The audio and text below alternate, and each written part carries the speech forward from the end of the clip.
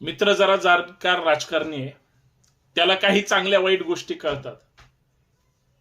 मला सांगत होता की राजकारणामध्ये स्वार्थी लोकांनी जो सत्यानाश करून ठेवलाय, किंवा जे पदासाठी हापापलेले असतात, खुर्चीसाठी किंवा काहीतरी माल मिळेल म्हणून, ते इतके लाचारी करण्यामध्ये दंग असतात की आपण कुणाची चापलूसी करतोय, कुणाची चाटुगिरी करतोय, कुणाची हुजरीगिरी करतोय, कुणासमोर लाळ घुटतोय हे यांना कळत नाही.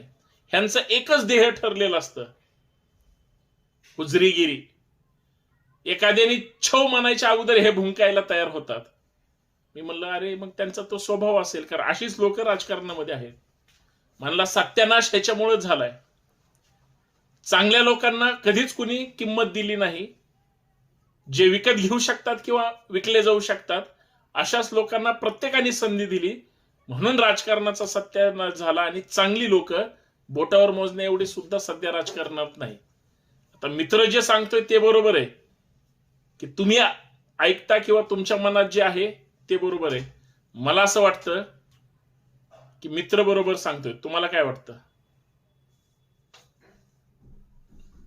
समजून घ्या काय ते. जय शिवराय.